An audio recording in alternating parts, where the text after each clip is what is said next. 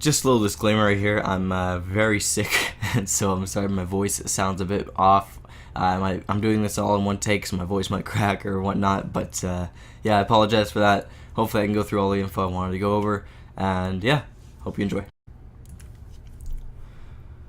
Alrighty, hey there everybody, welcome to this Intersect tutorial, and today we're going to be going over how to use the animation editor effectively and what it can do. Alright, to start off, we're going to be creating a new animation. I've already created a few here that we're going to be going over, but just know that you can create new animations, delete old ones, copy and paste animations if you want to create similar type animations, and how to undo changes there. So, for this windmill animation, you can see it playing right here. It's nothing too fancy, it's just 4 frames that loop and loop and loop. But we set our name right here. That's how it appears in the attribute editor there. So right here, you can find windmill right there. That's where the name comes into play there. So you can also set a sound to it. For this, I do something that creaks a bit and has a slight wind effect to it. But you don't want anything too heavy because you don't want to annoy the player at all. And the sound does loop, I do believe. So for right here, we're going to go to lower layer, and this is your mask and ground layers. I believe it does display over mask too, but still under the player. And this is the upper layer. It's above fringe 2 if you're talking in map layers there. So for example, this all right here, this tower here, that is mask, or that is fringe 2, and this animation plays over it.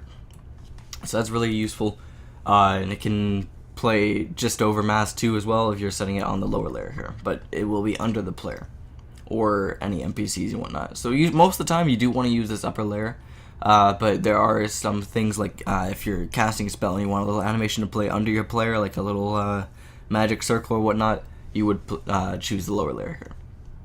So for this windmill, I selected the windmill graphic right here.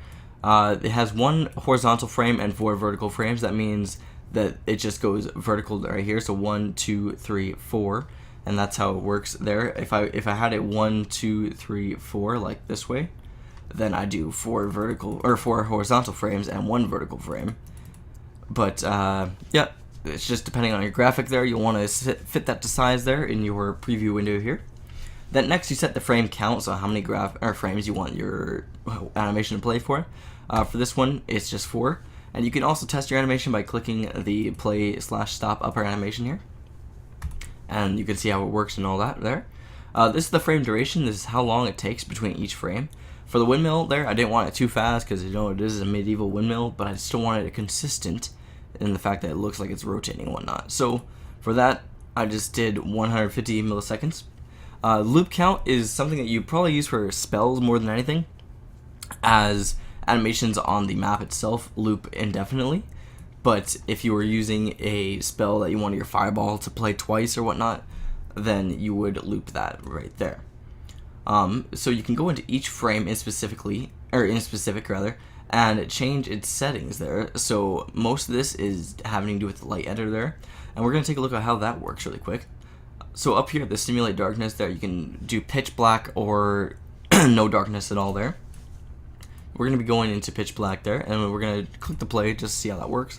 And you'll notice I've created a little light flicker there to make it seem like an actual fire. For that, we're just going to be going to each frame there and editing the light settings. So we're going to use the same color through all of it. The offset, if the graphics is a tiny bit offset, you can offset it right here. You'll notice the fire is up here, but the brazier is right here.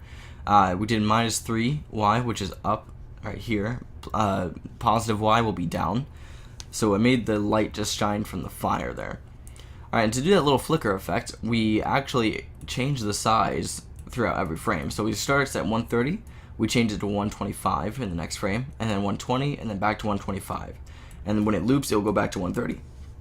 So with that way, it creates a seamless loop there that's not jagged or anything, and it creates a more realistic fire effect.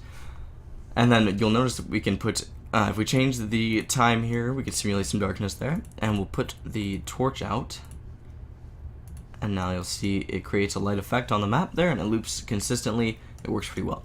So that's basically it for any animations there.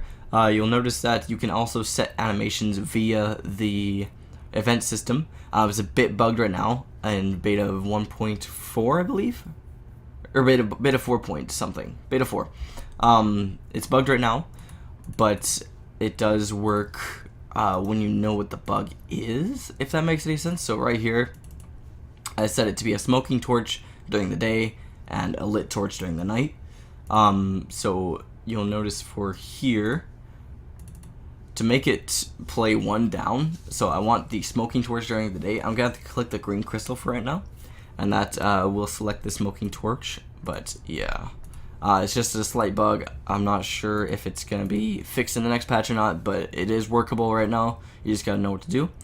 So that's saved there, and in the day it is a smoking torch there, and then during the night it will be a lit torch, like that.